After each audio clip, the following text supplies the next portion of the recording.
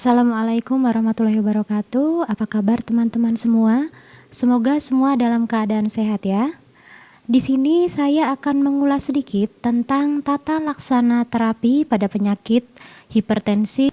Tata laksana terapi hipertensi yang terbaru adalah menggunakan JNC 8. Ada beberapa rekomendasi yang dapat digunakan sebagai acuan dalam pemberian terapi pada pasien hipertensi.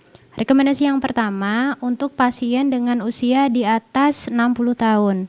Jadi pemberian terapi farmakologi antihipertensi dapat dimulai jika tekanan darah sistoliknya di atas 150 mm Hg atau tekanan darah diastolnya di atas 90 mm Hg. Rekomendasi selanjutnya, rekomendasi yang kedua dan ketiga itu ditujukan untuk pasien dengan usia kurang dari 60 tahun. Di mana terapi farmakologi hipertensi dapat dimulai jika tekanan darah diastolnya di atas 90 mm Hg atau jika tekanan darah sistolnya di atas 140 mm Hg. Selanjutnya, rekomendasi yang keempat ditujukan untuk pasien dengan usia di atas 18 tahun yang memiliki penyakit penyerta gagal ginjal kronis, di mana terapi farmakologi hipertensi dapat dimulai jika tekanan darah sistolnya di atas 140 mm Hg atau tekanan darah diastolnya di atas 90 mm Hg. Berikutnya rekomendasi untuk pasien dengan usia di atas 18 tahun yang memiliki penyakit penyerta diabetes. Di sini, terapi farmakologi hipertensi dapat dimulai jika tekanan darah sistolnya di atas 140 mm Hg atau jika tekanan darah diastolnya lebih dari 90 mm Hg. Selanjutnya, rekomendasi terkait pemilihan golongan obat antihipertensi. Jadi, di sini direkomendasikan untuk pasien bukan kulit hitam, termasuk di sini pasien dengan penyakit penyerta diabetes.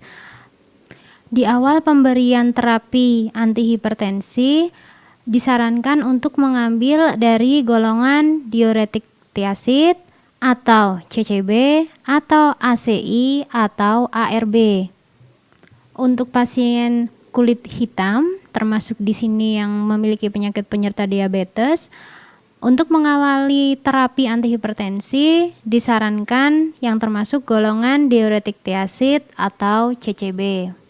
Untuk pasien di atas 18 tahun yang memiliki penyakit penyerta gagal ginjal kronis, golongan antihipertensi yang disarankan adalah golongan ACI atau ARB. Tujuan utama pengobatan hipertensi adalah untuk mencapai dan mempertahankan goal terapi atau target tekanan darah yang kita inginkan. Jika target tekanan darah yang kita inginkan tidak tercapai dalam 1 bulan pengobatan yang telah diberikan di awal, maka disarankan untuk meningkatkan dosis dari obat awal yang diberikan atau dengan menambahkan obat kedua dari salah satu golongan yang disebutkan dalam rekomendasi 6. Bisa diuretik tipe thiazid atau golongan CCB atau golongan ACI atau golongan ARB. Kita harus terus memantau tekanan darah dan menyesuaikan regimen pengobatan sampai target tekanan darah tercapai. Jika target tekanan darah tidak dapat dicapai dengan menggunakan 2 obat, maka disarankan dengan penambahan obat yang ketiga. Pada pasien yang sama tidak disarankan menggunakan golongan ACI atau ARB dalam waktu yang bersamaan. Pada JNC 8 juga tercantum golongan-golongan obat antihipertensi lengkap dengan dosisnya ya. Golongan AC inhibitor contohnya ada captopril, enalapril, lisinopril. Sedangkan yang termasuk golongan ARB, angiotensin receptor blocker, ada eprosartan, kandesartan, losartan, valsartan. Untuk golongan beta blocker ada atenolol dan metoprolol. Untuk golongan kalsium channel blocker atau CCB ada amlodipin, diltiazem, nitrendipin. Kemudian untuk golongan diuretik tipe tiazid, contohnya ada benzoflumethiazid, chlorthalidon, hidrochlorothiazid, dan indapamid. Di sini ada algoritma terapi yang mungkin lebih mudah untuk dipahami ya. Jadi JNC8 ini dapat digunakan sebagai acuan untuk tata laksana terapi hipertensi pada pasien di atas 18 tahun ya. Mari kita belajar membaca algoritma terapi ya. Kita mulai dari atas, di situ tertulis, kita cross check dulu apakah betul pasien ini usianya di atas 18 tahun. Jika ya, kita bisa menggunakan algoritma ini sebagai acuan dalam pemberian terapi. Hal pertama yang disarankan adalah dengan pengubahan gaya hidup dari segi makanan maupun aktivitas. Kemudian kita tentukan target terapinya. Bagaimana cara menentukan target terapinya? Ya, dengan cara kita lihat pasien tersebut memiliki penyakit penyerta atau tidak. Jika pasien tersebut tidak memiliki penyakit penyerta, baik diabetes maupun CKD, ya, kita mengarah ke algoritma sisi kiri. Kita lihat pasien tersebut usianya lebih dari 60 tahun atau kurang dari 60 tahun. Jika usia pasien lebih dari 60 tahun, kita menetapkan target tekanan darahnya adalah tekanan darah sistol kurang dari 150 mm Hg, tekanan darah diastol kurang dari 90 mm Hg. Tapi jika pasien tersebut ternyata kurang dari 60 tahun, kita menetapkan target terapinya yaitu tekanan darah sistol kurang dari 140 mm Hg, tekanan darah diastol kurang dari 90 mm Hg. Akan tetapi jika pasien tersebut ternyata memiliki penyakit penyerta, diabetes atau CKD, maka cara penetapan goal terapinya adalah dengan kita lihat jika pasien tersebut memiliki penyakit penyerta diabetes, ya, ini dari segala umur, pokoknya dia memiliki penyakit penyerta diabetes tapi tidak memiliki penyakit penyerta gagal ginjal kronis, maka target terapinya adalah tekanan darah sistolnya kurang dari 140 mm Hg dan tekanan darah diastolnya kurang dari 90 mm Hg.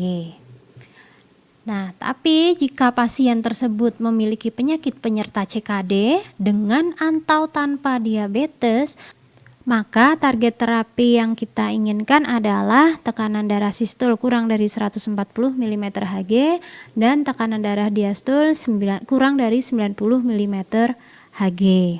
Langkah berikutnya adalah proses pemilihan golongan antihipertensi, ya.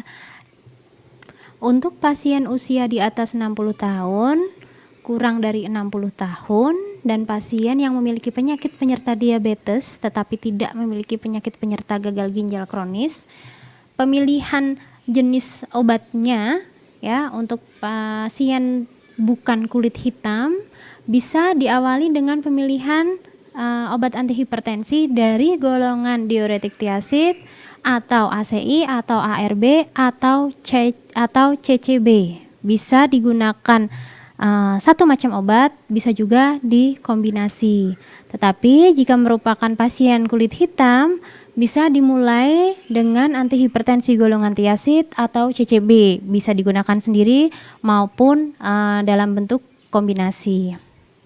Untuk pasien yang memiliki penyakit penyerta gagal ginjal kronis, ya, dengan atau tanpa penyakit penyerta diabetes, pemilihan jenis golongan obatnya adalah dari golongan ACI atau golongan ARB. Bisa digunakan dalam bentuk obat tunggal maupun dalam bentuk obat kombinasi, ya. Bisa juga ditambahkan dengan dari golongan obat lain. Setelah kita mengetahui golongan apa saja yang bisa digunakan untuk pasien tersebut, kita mulai strategi terapi. Ada beberapa pilihan strategi titrasi terapi obat. Yang pertama dengan memaksimalkan pengobatan yang pertama sebelum menambahkan obat yang kedua. Yang kedua, tambahkan obat kedua sebelum mencapai dosis maksimum dari obat yang pertama.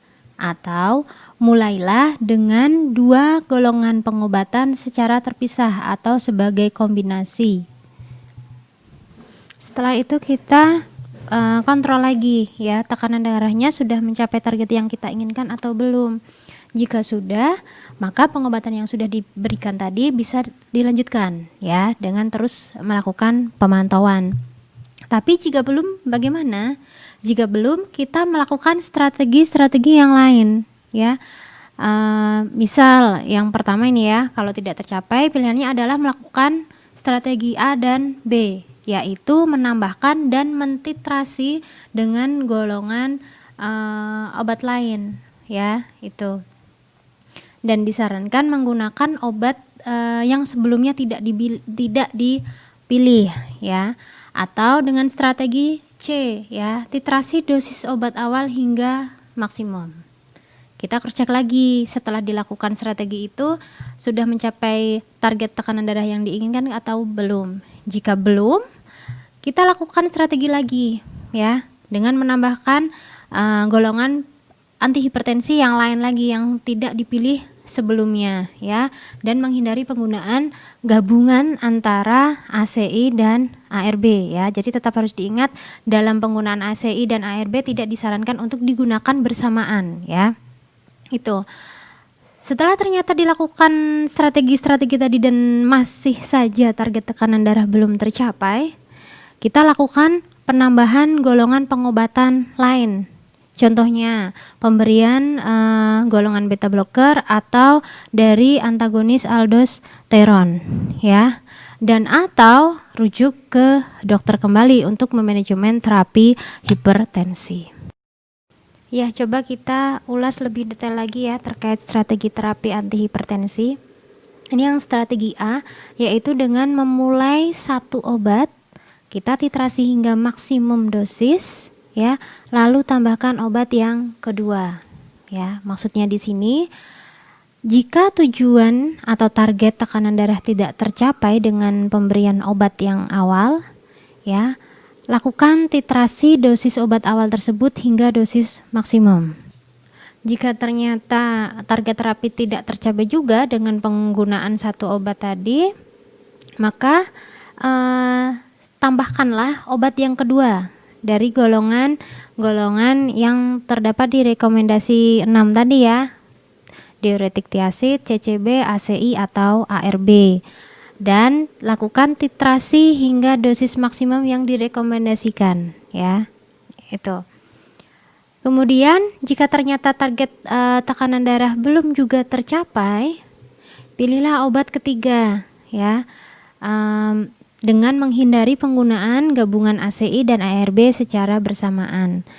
Kemudian lakukan titrasi pada obat ketiga hingga dosis maksimal yang dianjurkan untuk mencapai target tekanan darah. Strategi B yaitu dengan memulai satu obat dan kemudian menambahkan obat yang kedua sebelum mencapai dosis maksimum dari obat pertama. Ya, jadi di sini dimulai dengan obat satu, kemudian langsung ditambahkan obat yang kedua sebelum mencapai dosis maksimum yang direkomendasikan oleh obat pertama. Setelah sudah digunakan secara kombinasi, kemudian baru dititrasi ya kedua obat itu hingga dosis maksimum yang direkomendasikan untuk mencapai target tekanan darah. Jika target tekanan darah tidak tercapai dengan 2 obat, pilihlah obat ketiga dari golongan-golongan yang disebutkan di rekomendasi 6 ya, tiazid, diuretik tiazid, CCB, ACI atau ARB ya. Dan perlu diingat hindari penggunaan gabungan ACI dan ARB. Kemudian titrasi obat ketiga hingga maksimum ya, hingga dosis maksimum yang dianjurkan untuk mencapai target tekanan darah. Kemudian strategi C yaitu dengan memulai penggunaan 2 obat secara bersamaan.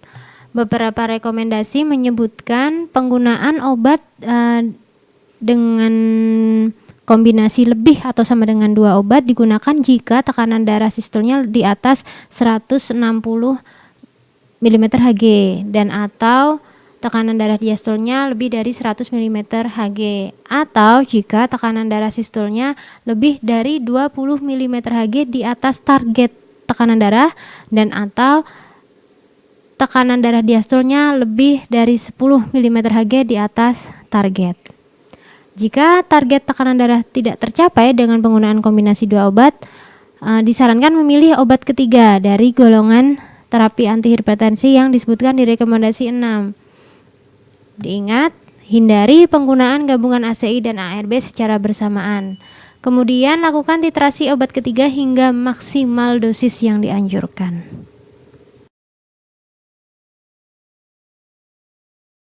Ya, mungkin itu yang bisa saya sampaikan sedikit terkait tata laksana terapi antihipertensi berdasarkan JNC 8. Semoga bermanfaat. Mohon maaf jika ada salah kata. Wassalamualaikum warahmatullahi wabarakatuh. Stay tune di channel ini dan jangan lupa subscribe serta nyalakan loncengnya.